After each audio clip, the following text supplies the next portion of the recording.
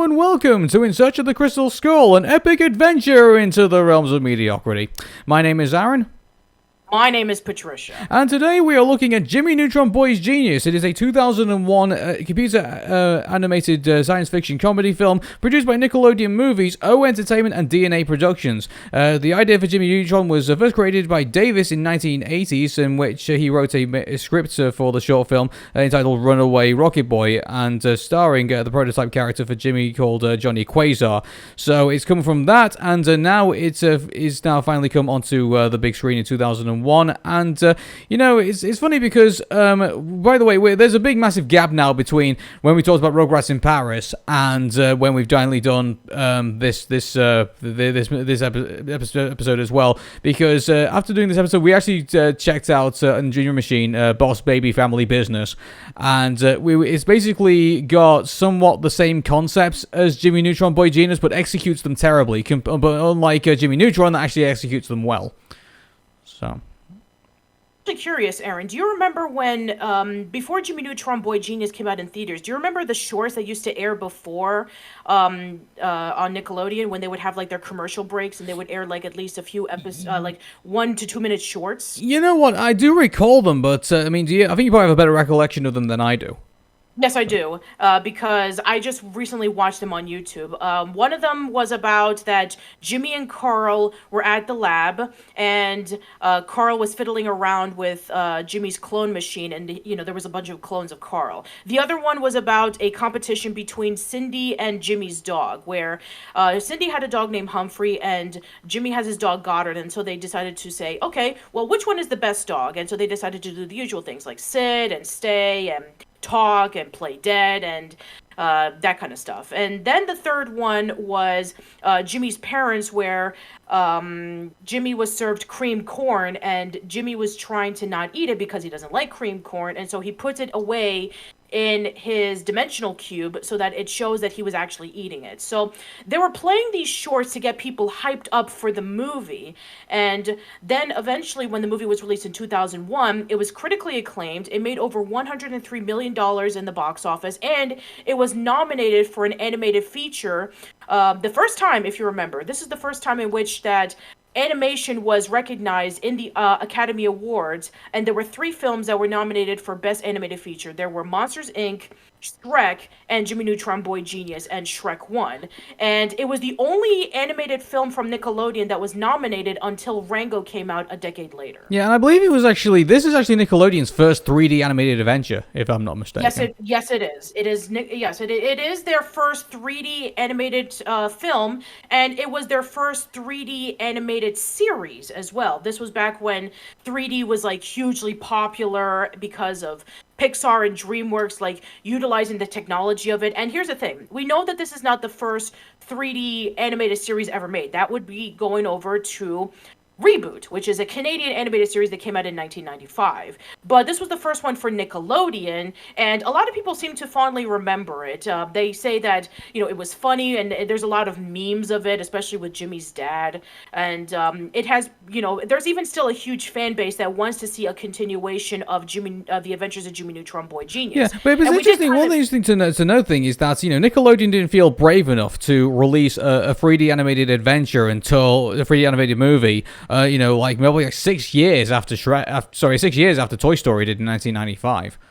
That was because, if you remember, that Nickelodeon Movies was definitely relying on their previous films. Like, if you remember, there was Harry the Spy that came out in 95, and then Good Burger came out in 97. The first one that was based off of their property, which was Rugrats. The Rugrats movie came out in 98, and that was the one that made so much money, and that got them to thinking, let's just make animated movies either based off of our shows, or we can have the movie become like a sort of pilot or introduction right before we make it into an animated series. And Jimmy Neutron was the first one, and there would be another attempt of it called Barnyard in 2007, and then that was made into Back in the Barnyard about think But about I a would year have I would have been later. intrigued to hear what Nickelodeon's reaction to Toy Story was, because Toy Story was so groundbreaking at that time. It was the Yes. first 3D animated film. Disney took a roll of the dice with it with Pixar, and Pixar itself was even was sticking all its money on hoping that this was going to be a massive success. And when it was the phenomenon that it became, I'm really surprised Nickelodeon didn't have a reaction to that, saying, "Yeah, I mean, we could essentially do that." It's really surprised it took until 2001 for them to do it. And also I get what you say about everything else that they've done, but yeah, it's kind of interesting to see that historically looking back, Toy Story was there, being groundbreaking, and then Nickelodeon just decided to say, well, let's just do what we normally do. It's just Yeah, I guess in terms of the production of Jimmy Neutron Boy Genius, I know that John A. Davis wanted to wait until the technology got really good so that they can be able to create their own stuff. I mean, you have Toy Story, which was, that took a long time for it to be created, and there's a lot of documentaries about that. And also with Ants, I know that they were using a lot of groundbreaking techniques as well. And I guess with Jimmy Neutron Boy Genius, they had to have their own type of technology so that they can be able to do their work. Where DreamWorks, they were using Maya.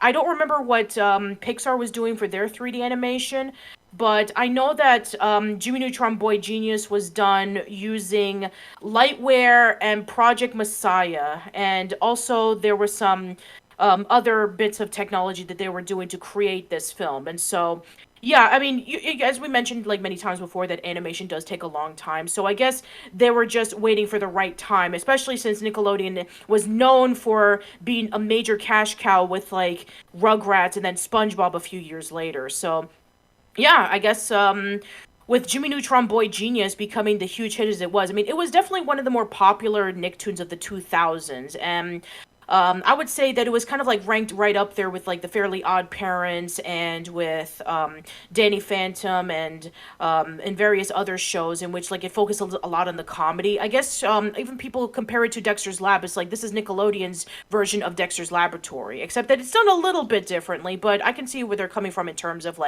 the concept about a boy genius, and he has a lab and he has a group of friends, and yeah. they do a bunch of I don't know. crazy stuff. It'd be a very interesting debate to have. Which one's better, Dexter's Laboratory, Jimmy Neutron Boy Genius? It was for me. I don't know. I feel I have a more warmth, I think, towards Dexter's Laboratory in a way, because it was the one I mainly grew up with, really, on Cartoon Network. And I mean, I've got to be honest with everybody. I didn't really gravitate all that much to Jimmy Neutron. I think the only times I kind of paid attention to it, I think at the time, was when they did the Jimmy Timmy Power Hour and crossed over with the Fairly Odd Parents. I just think that I think if you asked me if it was going to be Jimmy Neutron or Dexter's Laboratory, I think Dexter's Lab probably would have been my preferred option, I think, at that point. So Yeah, it's kind of funny because Dexter's Laboratory started off really, really good, and then, as you guys know, when Gendy left Dexter's Lab, I think around season 3, to work on Samurai Jack, and then Christine Kavanagh left the acting industry altogether, and then she was replaced by Candy Milo to voice as Dexter. A lot of people said this is where the show kind of went downhill. Oh yeah, Well, I think the first 2 seasons of Dexter's Laboratory, I think they're the most horrible ones. I think the ones after that are just yeah, don't watch them. Yeah, and then for Jimmy Neutron, I personally think that the first season is the worst because it is very, very, very repetitive. The same thing happens constantly over and over and over again. Well, the second season does slightly get better because it introduces villains. Professor Calamitous, the Yolkians come back, Beautiful Gorgeous, Cousin Eddie, the Junk Man.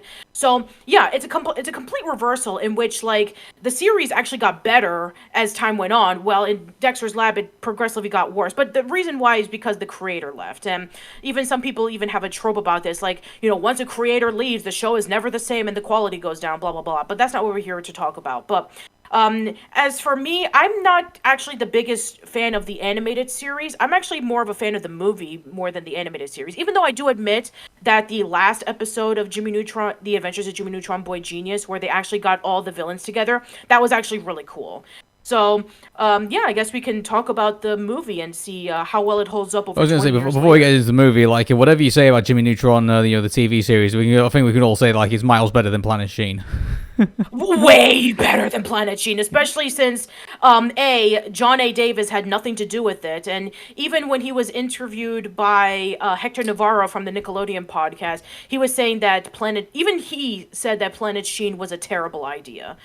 So, yeah, I mean, I guess we can also talk about another person who was heavily involved with, both Jimmy Neutron Boy Genius and with the TV series, and that's Steve Odekirk, who is the brother of Bob Odekirk. And you probably know him for his other films. He did like Santa versus the Snowman 3D. He did the Nutty Professor remake, and he also did Kung Pao Enter the Fist, which is probably his most well-known one. And he and Tom Shadyac worked on the Ace Ventura movies, and then eventually he went off and he created Barnyard. And so, he was heavily involved with Jimmy Neutron Boy Genius as well, with bringing in the comedy, and also people who were writers for the movie. And you probably remember these names if you listen to our Shrek discussion: J. David Stem and David N. Weiss. They worked on the first two Shrek movies, and they also wrote some of the best episodes of Rugrats. They wrote the Hanukkah episode and the Mother's Day episode. Cool. So, I guess we can now get into Jimmy Neutron, and that is, the idea of Jimmy Neutron is that it's an 11-year-old boy genius who lives in the town of Retroville with his parents, Judy and Hugh, and his robot dog, Goddard. So, Jimmy's friends include Carl and also the hyperactive Sheen, and with his long-standing rival and also intelligent classmate, Cindy Vortex. So, always teasing about his small stature, and, she's obviously like, your typical kind of like, rival, I think, in these types of movies. So, the beginning idea is that they want to go to the place called Retroland, and which is an amusement park, but obviously Judy refuses to let him attend the park that night, and so after his jet accidentally sets fire to the house, she grounds him. So, taking Nick's advice, Jimmy uses the shrink ray invention to sneak out of the house and meet Carl and Sheen in Retroland for the night of fun. So, while they're out doing that, Jimmy's satellite that he launched previously was intercepted by the Yokians, who are a race of egg-like aliens from the planet Yokus. And so, what do you think of the Yokians? I mean, I have to say they are quite a bizarre antagonist, I think, to have, to say the least. Yeah, they are very bizarre, but the one thing that I do really find entertaining about them is that they're like King Goobot the Fifth is played by Patrick Stewart, and Martin Short is played by Ooblar. If you remember, they played as the assistants to the Pharaoh in Prince of Egypt. So, no, I'm sorry. No, it was Steve Martin and Martin Short. Patrick Stewart played as the Pharaoh. But yeah, I think that their chemistry together is really hilarious, with Patrick Stewart playing as like the sophisticated king who's just trying to find humans so that they can be able to feed their god, and then Ooblar is like really optimistically curious about everything, and he's just like the goofball. So I mean, that's to be expected for a lot of Martin Short roles, and he always does a great job as always when it comes to like his acting. I mean, we even praised his acting as the seal in Madagascar 3. So yeah, they are over the top, and they're just kind of a little crazy, but they're not really much of the focus in the movie until the third act, because we see them briefly when they find Jimmy's satellite. And then they see the message from Jimmy saying that I'm from planet Earth, and I want to be able to unite us in a realm of brotherhood. And then he sees the picture of Jimmy's parents, and then he's like, yeah, we're going to go to planet Earth, and we're going to take all of the adults to feed them to our god. We don't know this until the third act, but that's exactly what happens, where they take all the parents, and then the kids are like wondering, where are our parents? And then they decide to celebrate, saying like, oh, there's no parents, which means we get to be able to be free. Now, I'm actually curious. They only did this for Retroville. They didn't do this for everywhere in the world. Yeah, they only did it for that one particular town. Yeah, which is interesting. Like, what was happening to the rest of the Earth as when that was going on. So, like, yeah. I guess maybe because they have the Retroville's coordinates, they decided that maybe they thought, oh, that this is the only place that has adults. So maybe that's why they decided, hey, there's actually more of grown-ups than just this one town. So I guess they didn't know, because they never even heard of planet Earth before Jimmy came along. Yeah, maybe Retroville's like, like this like a hermit kingdom, and like nobody ever goes there, and like they just leave them to their own. It's like, yeah, they just kind of like stuck in their own time, and like maybe they're an Amish community. I don't know. But Oh, they're not really an Amish community because you can clearly well, see no, that no, I it's don't like mean like they're exactly like an Amish community, but I'm saying like they're kind of like they don't like interact with like the rest of society, like they're kind of like cut off and oh, like. okay. Yeah, because even in the TV series, we just focus on like Retroville. We don't see like any other like locations. I mean, unless you want to count the TV movies in which you have Jet Fusion who travels into different parts of the world to take down Professor Calamitous. But Maybe Jimmy Neutron's like the Truman Show, like Jimmy tries to like leave, but then realizes like he's actually like there's no other place outside of Retroville, like like that he's traveled in the atmosphere multiple times. yeah, but I don't know. But anyway, so they lose. Obviously, their parents get abducted, and they think it's great because now they can do whatever they want. But then they realize starts to slow. By the way, this is the thing that we were complaining about in regards to like Boss Baby Family Business compared to this movie is that it does reveal the consequences of like having just kids rule the entire thing, and then they realize that there's no one to look after them. And that's becoming a problem. So Jimmy decides that he's going to finally get the parents back, and so they invent all like these elaborate spaceships to like blast off into space and get them all back. And by the way, let's ignore the laws of physics whilst we're at this as well. Like they can all breathe in space and like do all this crazy stuff as well. There's actually a joke about that in the animated series where Carl was talking to Jimmy saying, no, it was Sheen who's talking to Jimmy saying, hey, Jimmy, how is it that we can be able to breathe into the atmosphere? And then Jimmy gives the explanation, but we can't hear it because Carl is singing over it. So they know that it's a joke. But yeah, like when it comes to like the laws of physics, yeah, please, if you're gonna go into space, if you're like 7 or 10 years old, please wear an air helmet. Well, I mean, let's hope we're never gonna get to that point, but well, I mean, if Elon Musk has anything to do with it, we're gonna be having a space colony in a few years. Yeah, but well, that'd be interesting to see. But but in regards to like I'm saying like building like circus contraptions out of like and then blasting off into space, yeah, don't do that, please. So. Yeah. Although I guess from a kid's perspective, what is the technology that they can be able to build something really, really quickly? And that's the theme park, which actually was featured in the first act of the movie, where this new theme park is just open and they have all these rides. And I guess from a kid's perspective, it's like, hey, we can be able to take this and make it into rocket That's an interesting thing. Actually, I just thought about like, do you think Jimmy Neutron's like canon? So like, is it like in the same canon as like Codename Kids Next Door, and like they just build anything like a 2x4 technology? Like, be above that because with 2x4 technology they're using like wood and they're using like other things, but yeah, I mean they would kind of like correlate, even though that Jimmy is way more advanced than just using like gumball guns and various pieces of wood so they can be able to do these kind of things. But yeah, I mean in terms of like what would, if you were a kid and you needed to, make something really, really quickly, what would you use? Instead of like, I don't know, going over to the space station itself and borrowing a rocket, hey, why don't we just use the theme park and we can be able to build something off of it? So yeah, it does definitely give you into that kid perspective. And, even with like the soundtrack, it does give you like that whole kids rule and adults drool kind of thing that was like correlating throughout Nickelodeon throughout the 90s. Yeah, well, I think that was but funny enough, like this is a 2001 movie as well. Like, it's still going on. I mean, to be honest with you, like Nickelodeon's always been on this theme. To be honest with you, yes, like, it is. Yeah, exactly. It's always been on this thing about like kids are the protagonists and they're the ones who are going to be able to save the day, while the adults are very incompetent or they're the bad guys.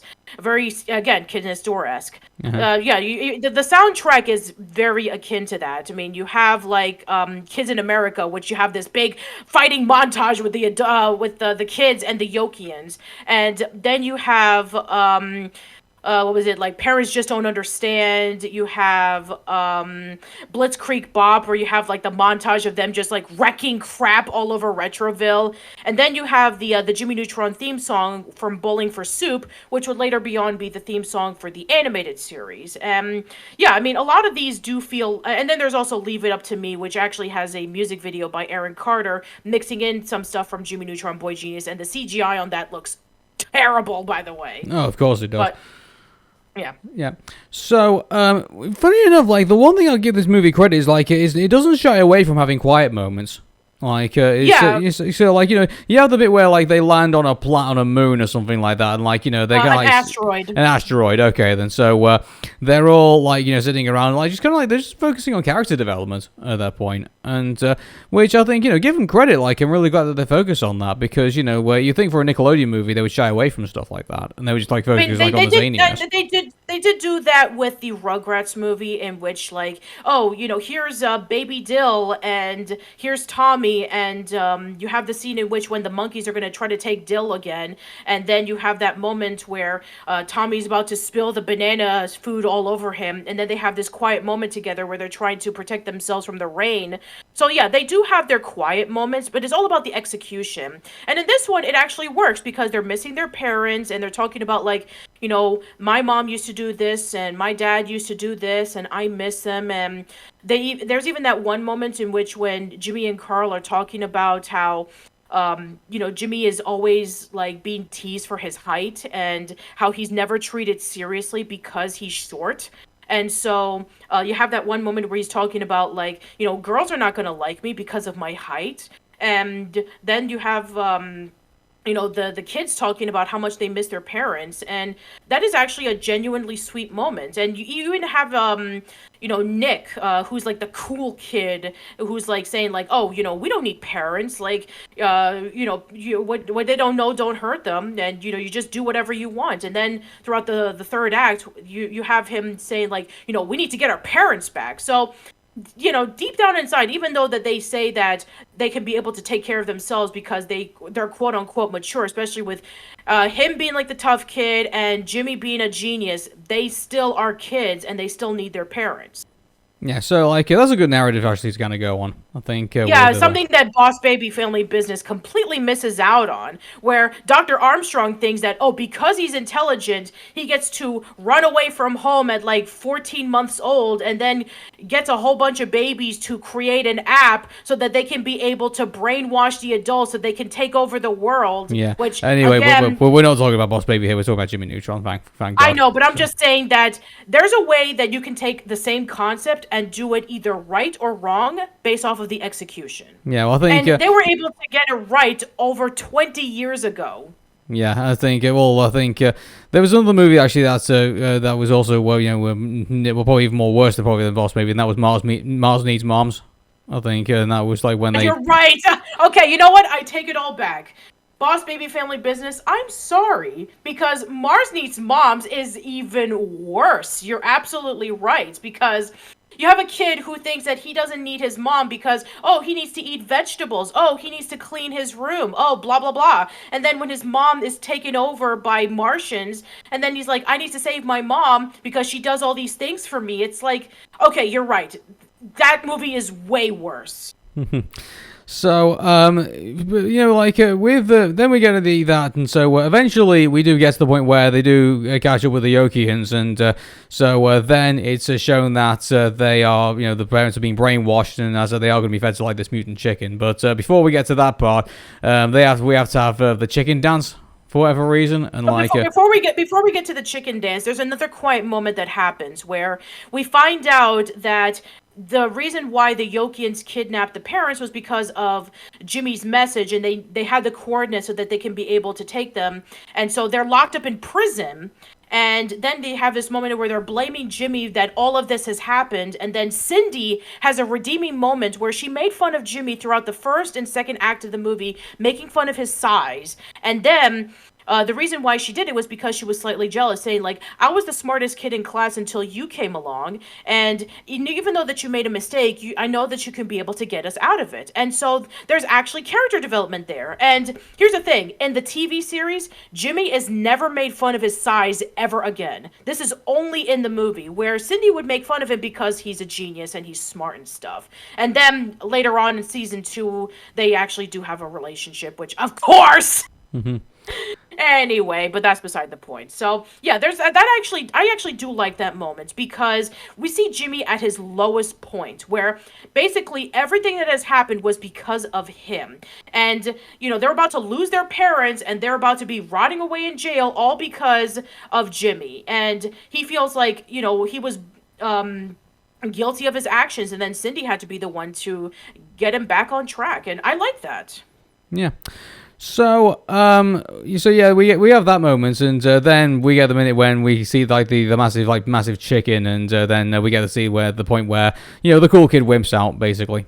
So that's what we're building up to really with that character pretty much. Yeah, So. yeah. Nick was built up to be like this tough character. Oh, he is this cool kid who doesn't take crap from anybody, and he gets to do whatever he wants. And then he's saying like, "Oh, I'm gonna be the one to take down the Yokians, even though that he was captured. I'm gonna be the one to take down the god, even though that he runs like a girl screaming away." So yeah, basically he's just a joke character, which is like again going into the trope that the cool kids are sometimes the ones who are the most cowardly. Yeah. So to be honest, I can't remember the final fight scene all that much.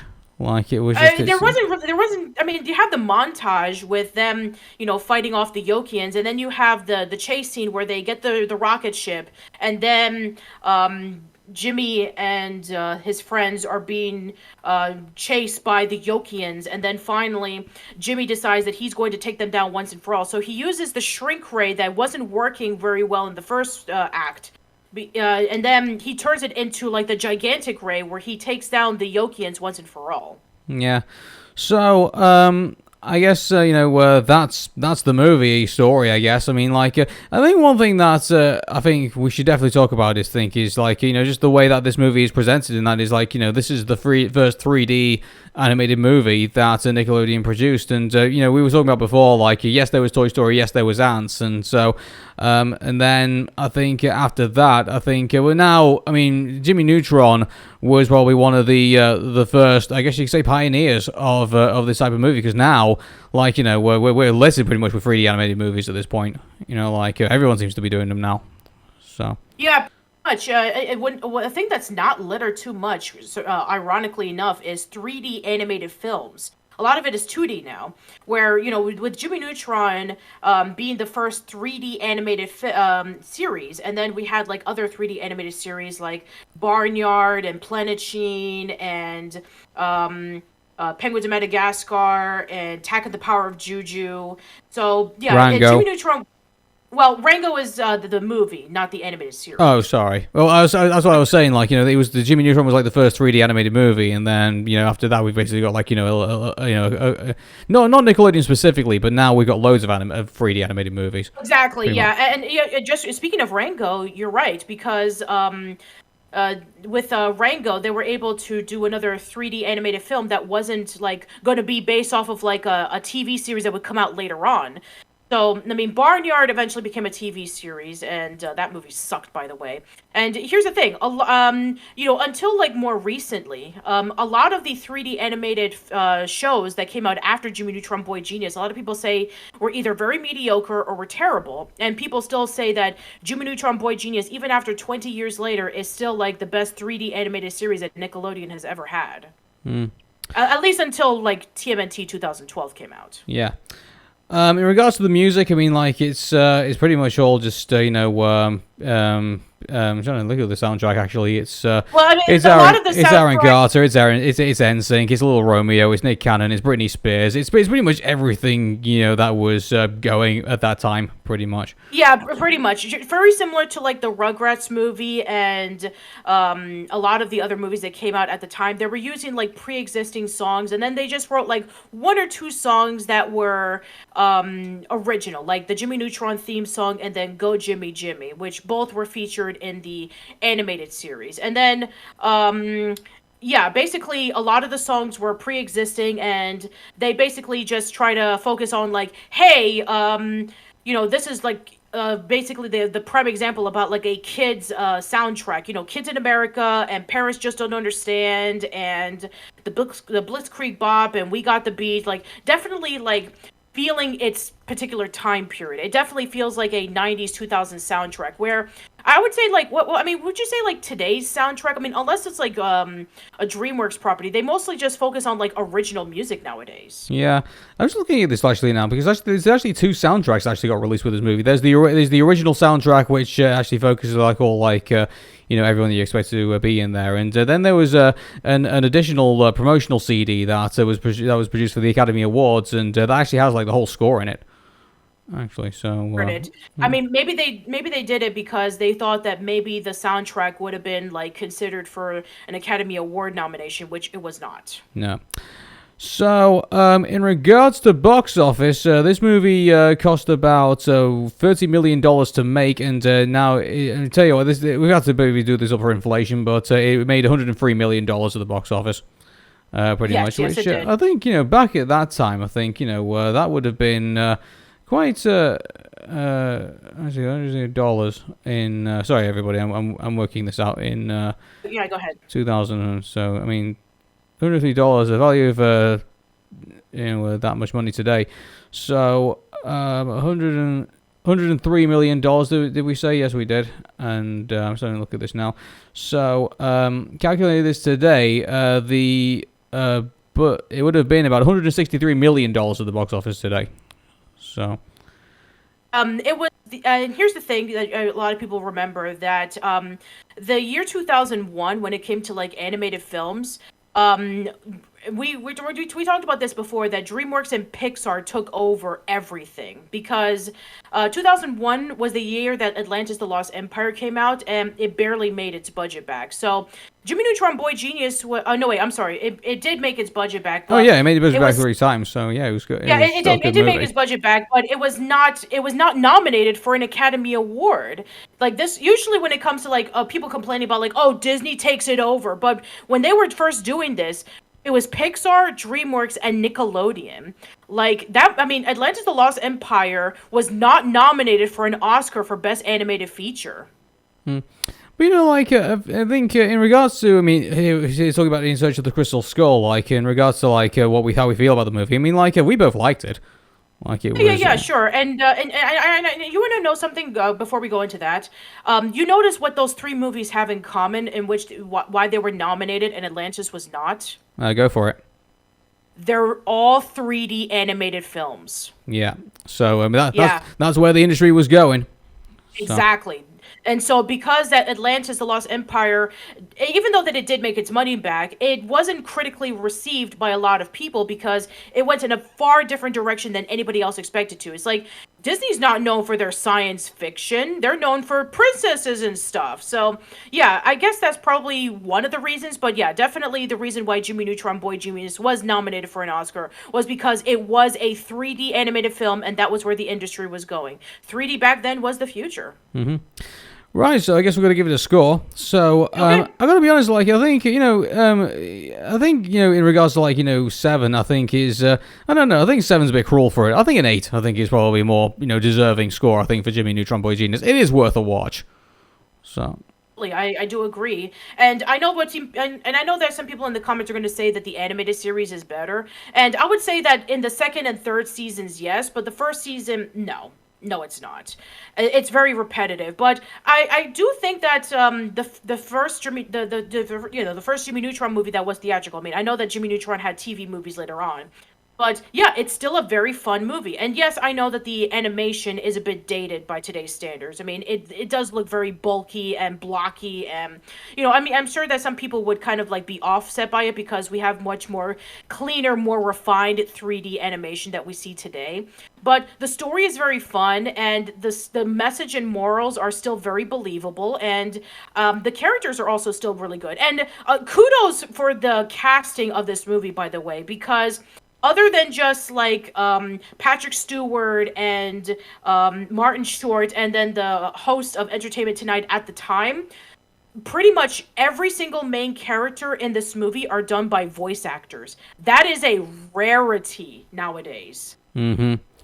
So, and they were able to keep it consistent with the animated series where you have them being transitioned from the movie to the TV show. And so this whole thing about like when Chris Rock was saying like, they paid me $100 million to voice this character. And, a lot of voice actors were really pissed off by it because it's like, voice acting is much more than that. And so when you see that discussion about like celebrities being cast for these movies, and then when they have the animated series, they have to have like voice actor sound-alikes, it just goes to show you that, hey, voice actors can be able to be the starring role of an animated movie. It's not just celebrities. I mean, I know why they do it, because they want to get the grown-ups in the seats, because They know that they can be able to lure them in. The Jeffrey Katzenberg, thoughts of why he cast celebrities in his movie. It's like, hey, even though the kids won't know who these celebrities are, but the parents would, so let's get them to watch it. It's like, no, Jimmy Neutron is able to prove that they're able to make over $100 million and be a